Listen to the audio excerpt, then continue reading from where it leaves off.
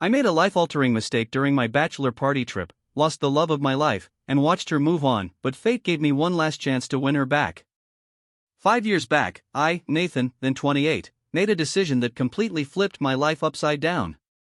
At the time, things were looking great for me. I was the new guy at an architecture firm, designing mostly residential developments, and I was loving the work. I had been with my girlfriend, Anna, 24 at the time, now 29, for 3 years, and we had recently gotten engaged. Life felt like it was on track, and I genuinely thought nothing could mess it up. After Anna said yes to my proposal, we started planning the wedding. We were not into the whole big ceremony idea and agreed on something simple. The plan was to elope to a coastal city, San Diego, to be exact. We told our parents and siblings they could join us if they wanted, but the plan was essentially a honeymoon where we would tie the knot. Since we were saving money on the wedding, we decided to splurge on some pre-wedding adventures. Neither of us cared for the traditional bachelor or bachelorette parties, so we agreed to check off some bucket list items instead. Anna had always dreamed of swimming with sharks, so she booked a cage diving trip in Florida with her best friend, Liz. They had a blast, and Anna came back raving about it.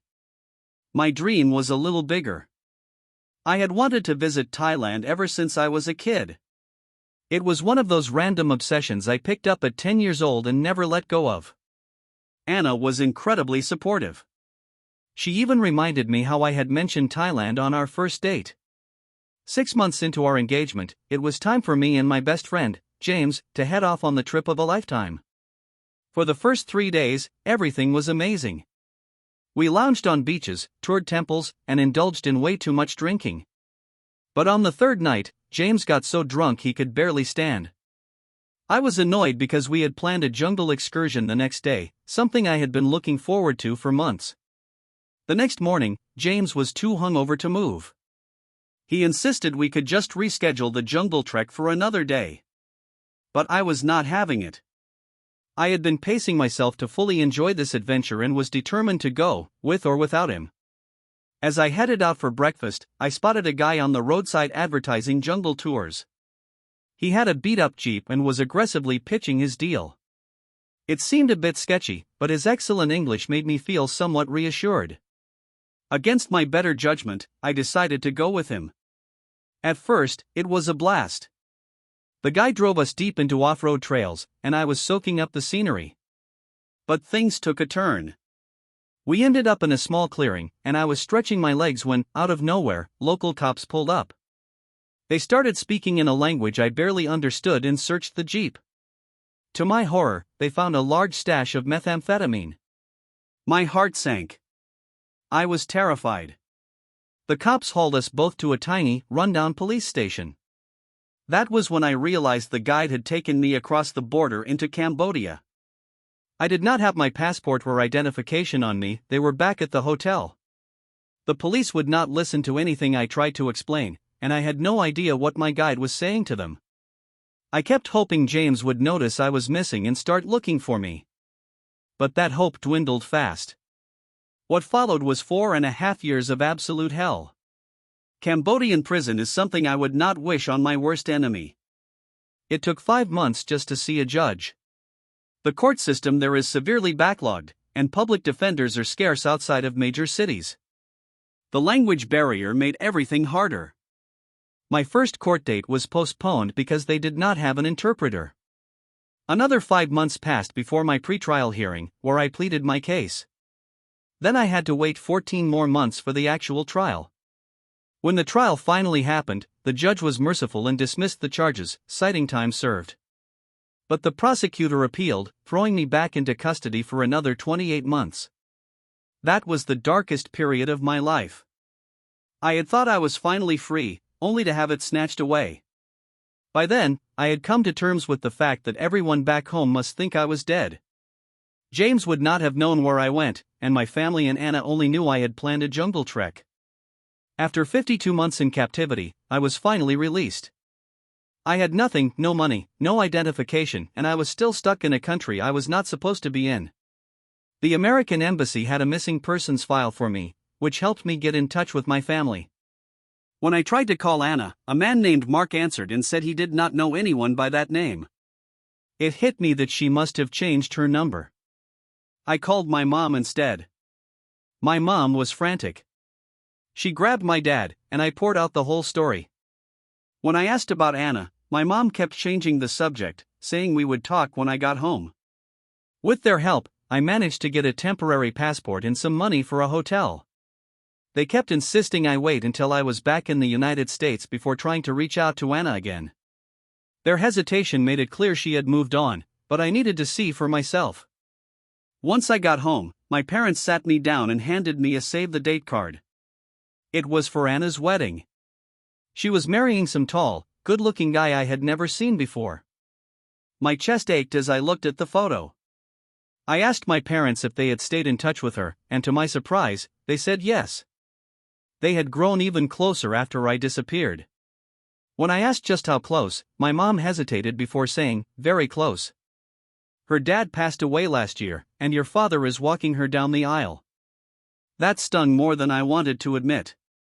I demanded to know what else they were hiding. My mom flipped through some pictures on her tablet and handed it to me. In one photo, I saw a group gathered around a birthday cake. My parents, Anna, her fiancé, my siblings, James, and others were all there. At the center was a little boy with a big smile. The decorations read, "Happy 4th birthday." My mom's voice broke the silence. "That is your son, Paul Nathaniel Thompson. It has been about 2 weeks since I got back, and somehow it feels like both a whirlwind and a standstill. There is a lot to process, and I have been piecing together what happened while I was gone. Here is what I learned. When my best friend, Mike, finally dragged himself out of bed that morning 5 years ago, he started trying to call me. Of course, the cops had already snatched my phone the second they arrested me, so he got nothing. At first, he figured I was just out enjoying my jungle trip and thought nothing of it. But by that evening, when the sun went down and I still was not back, he started getting worried. Mike called home to check if anyone had heard from me, and that got the ball rolling. My parents, my brother, and my fiancée at the time, Katie, blew up his phone. By the next morning, they were in full panic mode. Mike started going to all the jungle tour spots to ask about me, but nobody had seen me. That is when he really started to freak out and contacted the local authorities. My parents, my brother Dan, and Katie all flew to Thailand within days. They joined Mike, spending weeks scouring the area, putting up missing person posters, talking to anyone who would listen. After a month, they had to head home with no answers. My parents made another trip a few months later, determined to keep the search alive, but still came up empty. They spent the next couple of years pestering Thai authorities about me, but nobody ever thought to check across the border in Cambodia. Meanwhile, back home, Katie discovered she was pregnant. She was about 10 weeks along when I left for Thailand. She had no idea at the time, so imagine the shock and heartbreak when she found out. I cannot even fathom what that must have been like for her, being pregnant, missing me, and with no answers about where I was. I hate that I put her in that position. My parents told me that Katie leaned on them a lot during that time. Her parents were supportive too, but they are older and not in the best health, so my mom ended up being the one who went with Katie to her doctor's appointments. When my son, Eric, was born, my mom and Katie's mom were in the delivery room with her. It was a rough delivery. Eric came 6 weeks early, but he turned out okay. My parents said he just needed some extra monitoring at first, but he was otherwise healthy. Looking back, my mom said that Eric was a godsend for her and my dad. The grief of not knowing what happened to me had been crushing them, and having their grandson gave them a sense of purpose and joy that they desperately needed. They keep apologizing to me now, saying they feel guilty for not finding me sooner. But what could they have done differently? I do not blame them. Mike came by the house the other day to see me. He apologized over and over again, even though it was not really his fault. He has moved on with his life. He is married now and has 2 kids of his own. I think he feels awkward around me, and to be honest, I feel some resentment toward him, even though I know it is misplaced. My brother Dan and my sister Liz have moved on too. Dan has kids now, and Liz got married while I was gone. I missed all of it, the birthdays, the weddings, the milestones. That hurts, but nothing compares to losing Katie and missing the first 4 years of Eric's life. My parents set me up with a therapist, but I barely know where to start. How do you even unpack 5 years of wrongful imprisonment? The beatings, the hunger, the hopelessness, I would not wish it on anyone. Then there is the fact that my whole family thought I was dead. They even held a memorial service for me 3 years after I disappeared. And Katie, she was supposed to be my wife. Now she is engaged to someone else. To top it all off, Eric has been raised by this other guy, Alex, since he was a year and a half old. Eric calls him dad. That is a tough pill to swallow. I have not talked to Katie directly yet. My dad went to her house right after I got back to break the news. He sat her and Alex down and told them I had been found. At first, Katie thought he meant they had recovered my body, and she started crying.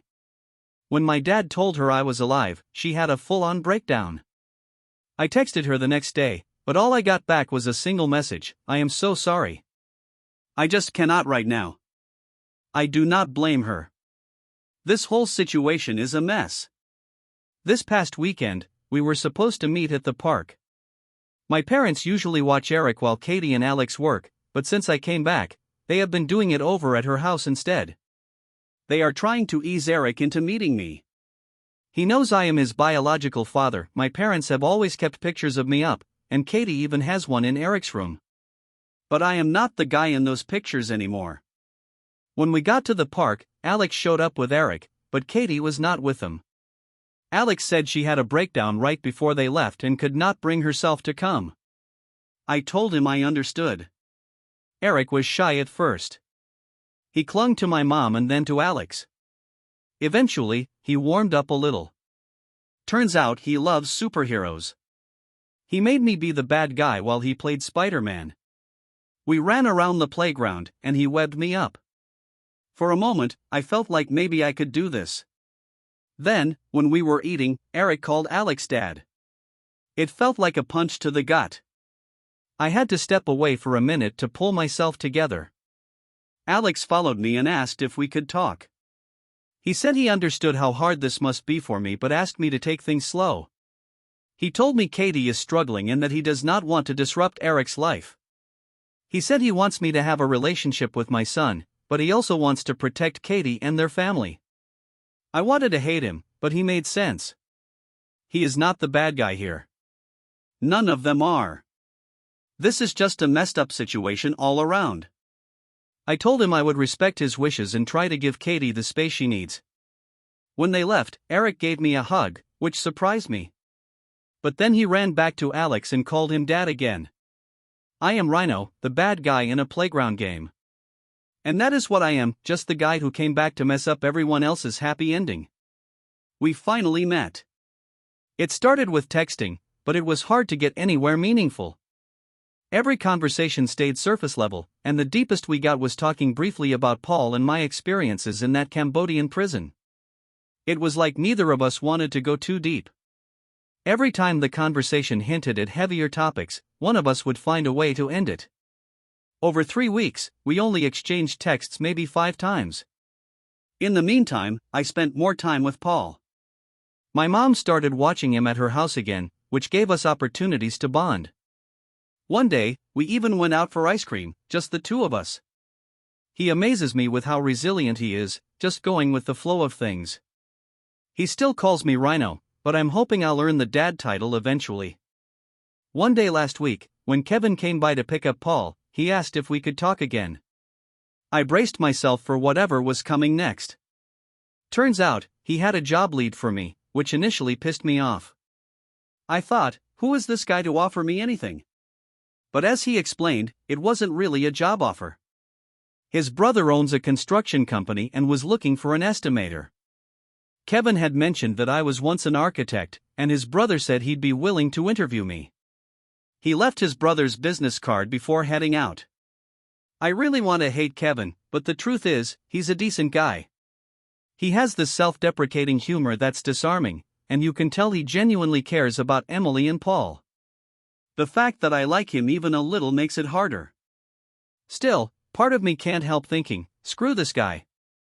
Last Friday, Emily and I agreed to meet for lunch. I suggested this Italian place that used to be our spot, but she got upset. I thought she was going to cancel altogether, but instead, we pivoted to Applebee's. Seeing her in person for the first time. I can't even put it into words. She looked just as beautiful as ever. When we hugged hello, it sent a shiver down my spine. I didn't want to let go but was careful not to linger too long and make it awkward. We started with small talk while we ordered, but once the food came, the conversation got serious. She talked about what it was like to grieve my death. She was pregnant and devastated, not wanting to go on some days. She said the apartment felt unbearable, so she spent most nights at her parents' house or mine. For months, she kept hoping every phone call would bring news of me, until eventually, she dreaded the idea of any call, fearing it would mean they'd found my body. She told me how much my parents and siblings supported her. My mom and sister-in-law had overlapping pregnancies, which gave them something to bond over. Emily said it was fun to have someone to share that with, even amid all the sadness. It was after Paul's first birthday that my parents, of all people, gently encouraged her to consider moving forward with her life. She realized they were right. She'd been living like a widow, not a 25-year-old woman. She started reconnecting with friends and letting others watch Paul so she could go out. That's when she met Kevin. She was at a Starbucks, juggling Paul and her phone when Kevin stepped in, scanning his phone to pay for her coffee and muffin. He struck up a conversation, handed her his business card, and told her, "No pressure, but I'd like to get to know you better." She called him the next day. 4 months later, Paul met him. A year after that, they moved in together. And now, they're engaged. At that point, I had to say my piece. I told her I still loved her. That one of the things that kept me going in prison was the hope of getting back to her. I asked if there was any chance we could try again. In hindsight, it was selfish, but I needed to ask. She shook her head, her eyes filling with tears. "I love you," she said, "I never stopped. But I love Kevin too, and I'm marrying him. It's not fair. You didn't do anything wrong, but I had to move on. I spent years thinking you were dead. When you came back, I was so happy, but also so guilty." I interrupted her. "You have nothing to feel guilty about. I screwed up and lost everything. You had no reason to think I'd ever come back. But I did hope, and I dreamed of finding my way back to you. I know it's unrealistic. I'm sorry for putting you in this position." She nodded. I knew this was coming eventually. We sat in silence after that, both drinking our drinks, the weight of everything hanging between us. Then she asked, "How do you want to move forward with Paul?" "I love him already," I said. "I want to be in his life." Her face softened. "I'm so happy to hear that. I always told him about you. I never wanted him to think he was abandoned." She explained that Kevin had planned to adopt Paul after they married but wouldn't now that I'm back. I'm listed on the birth certificate, but I told her I'd still meet with a lawyer to make sure everything is solid from a legal perspective. We made plans to meet later in the week with Paul so all of us could spend time together. She also encouraged me to do more one-on-one outings with him. At the end, we hugged again, and I let myself linger just a little longer this time. When I got home, though, I broke down. The finality of everything hit me like a truck. But after I pulled myself together, I made a decision: I can't keep wallowing in grief. It's time to swallow my pride and build a new life. The next day, I called Kevin's brother and interviewed for the estimator position. He hired me on the spot. This is the first step forward. These last 6 months have been absolutely insane, but in the best possible way. After that first face-to-face with Emily, I realized it was time to move forward with my life. I ended up getting hired as an estimator for Kevin's brother Kyle's 36M construction company. Things started off well, and about 2 months in, Kyle, knowing I was an architect, began asking me to design custom builds. He would compare my work with that of the usual architect he worked with, and, to my surprise, he preferred my designs. Over time, he transitioned me into solely designing his custom homes. Along with this new role came a significant raise, which allowed me to finally get my own apartment. I'm thrilled to say I'm no longer living with my parents. Emily and Kevin's wedding plans moved ahead with one significant change. my father was no longer walking Emily down the aisle. Everyone agreed it would be inappropriate given my return. Instead, her much older brother, she's an oops baby, and he's 16 years older, would be stepping in. After that first lunch, I started seeing Emily more often. We made it a point to spend time together with Paul at least once a week. Kevin joined us too, though he and Emily kept their couple behavior minimal. These outings were genuinely fun, and I especially enjoyed reconnecting with Emily, talking to her, and just being around her. When the back-to-school season rolled around, Kevin became swamped with work. His screen printing business was inundated with orders for fall sports, school staff shirts, clubs, and Greek life, as he held contracts with the local schools and colleges. With Kevin busy, Emily, Paul, and I started spending even more time together, just the three of us. Over the months, Emily and I grew closer. Hello-side hugs turned into lingering full hugs. We talked about everything, and it felt eerily similar to when we first started dating. When Kevin rejoined us a couple of months later, it didn't stop Emily and me from rebuilding our friendship. Then something incredible happened. Paul started calling me Dad. I teared up the first 10 times I heard it. Life carried on until a week before the wedding. I wasn't planning to attend, neither were my parents, except as guests. That weekend, they had semi-combined bachelor and bachelorette parties, separate dinners and activities. Her group did karaoke, his went to Topgolf, followed by everyone meeting up at a bar or club later. I wasn't part of their plans and didn't know where they'd end up. But I decided to go out that night instead of staying home, wallowing. Seeing Emily marry someone else, even someone like Kevin, had been weighing on me. Around 10:30, with a decent buzz going, I was about to call an Uber home when Emily and her bachelorette group walked into the same bar. I tried to blend into the crowd, not wanting to intrude, but Emily spotted me. She came over, and we started talking. It was a little flirty. Then her favorite song came on, and she started dancing on me. I joined in, and we laughed and had fun. As the song ended, she stumbled into me. I caught her, and for a moment, our faces were close. We almost kissed. But then she pulled back. We laughed it off and went to the bar for a drink. It was probably for the best because about 2 minutes later, Kevin showed up. He tried to act like his usual self, but something seemed off. They kissed, and I suddenly felt like a third wheel. I ordered an Uber and headed home. The next day, I was nursing a hangover when someone tried to open my apartment door. The knocking that followed was frantic. I opened the door to find Emily standing there. She rushed into my arms and kissed me. It was the sweetest, most confusing moment of my life. I asked her what was going on. She said, "Kevin came to me this morning and started asking some hard questions. I can't go into it now, I promise I'll tell you everything one day, but I admitted my feelings for you were still strong." He said he understood. It hurt him, but he knew. He said we both deserved to be happy and that he would step away. I love you and want to be with you. And I'm guessing you feel the same? I told her that was all I'd ever wanted. She had 2 bags packed for her and Paul, and they moved in with me that same day. Later, my dad visited Kevin to check on him. Kevin looked hungover and had taken the day off. My dad, trying to be empathetic, asked what Kevin's plans were. Kevin said he wasn't sure beyond trying to get some deposits back. My dad offered to refund his money and take over the wedding reservations. He didn't ask why, he thinks Kevin already knew. Meanwhile, I had to face Kyle. He called me into his office and said, "Let me get this out. I'm angry. My brother tells me to let it go, and I will. I want to take that anger out on you, but I won't. My brother and I learned back in high school to be the bigger men. Still, I think it's best we part ways. My family needs time to heal. You'll get a week of paid leave, and during that time, I want you to talk to Lee, a contact of mine. He runs a construction company and will take you on at your current salary.